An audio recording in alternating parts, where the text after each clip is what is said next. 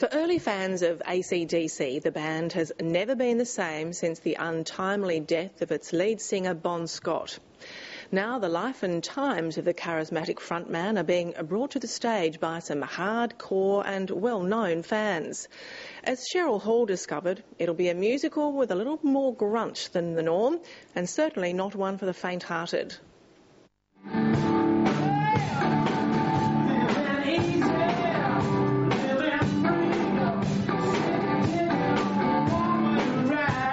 I saw ACDC at the Camberwell Town Hall. I remember just being staggered and thrown against the back wall by the sound, the volume, but also Bon's charisma, the lyrics. They're sort of rough and ready, but they're clever and smart.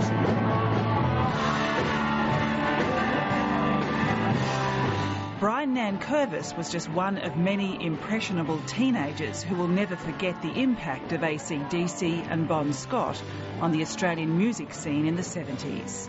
Bon was this incredible, charismatic, unpredictable, as Doug Parkinson says in the show, a mercurial and slightly frightening, a mysterious character. I think we need you and Doug to be happy with Oh, I'm happy. Yeah. Doug is very happy as well. So. Oh, good. He and writer Andrew Barker have brought together those who knew him, as well as some of his biggest fans, to tell his story.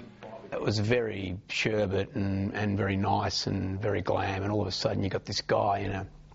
And this is the memory that a lot of guys my age have of Bon Scott, dressed as a schoolgirl, with smoking a fag, just leering into the camera, singing "Baby Please Don't Go," you know. And it just, as a whatever I was, 12-year-old kid, it blew my mind, you know. I was just like, that's fantastic. Rock musician Nick Barker plays a starstruck fan. He sings ACDC's biggest hits and narrates Bon Scott's story. I originally balked at it because Bon Scott, I think people forget what an incredible singer and what an incredible range he had. People are very close to Bon Scott, like they are to Ned Kelly, you know what I mean? It's a very emotive thing, and you wouldn't want to kind of muck it up. I insisted on a couple of things, and one of them that I could handpick the band, and the band that we're using they're the kind of cream of Melbourne hard rock, I reckon, and they're all bona fide ACDC squids, I call them, because they just know every last song, and they just kind of, no, that wasn't it, and they're purists.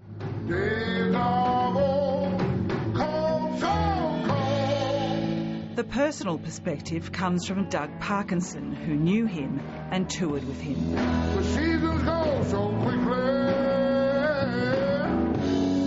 you don't know who you are. It will surprise ACDC fans to know that Bon Scott also played in some very different bands. A teeny bopper band called the Valentines and a hippie band, Fraternity. I've got a lot of input in the time that I knew him well, which were the first band, the Spectres, the Valentines, which were a successful teeny bopper band at the time I was going around.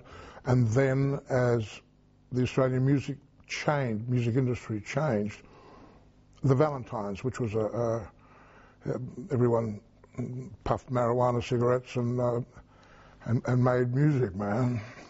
Imagine if he hadn't died prematurely, Bon would have been a little old grey-haired man now, probably just as feisty. Doug Parkinson managed to clean himself up and escape what he calls the Grim Reaper. Not so Bon Scott.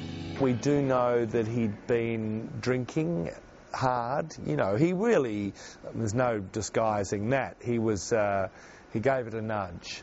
And this one particular night, he drank hard with a mate. Bon passed out in the front seat, tried to get him upstairs to his flat, drove him to his flat, couldn't take him inside, rang an old girlfriend. She said, just lay him out, cover him with a blanket, he'll be fine. This happens all the time.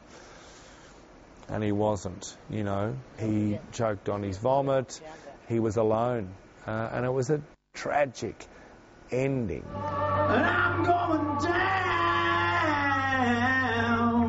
It's a big price to pay to become a rock and roll legend. I mean, you see a lot of guys with a Ned Kelly tattoo or a Bon Scott tattoo. I just see him as a modern-day bushranger, you know, just this kind of rock and roll outlaw, if you like. Cliched, I know, but it's true. And he just lived it.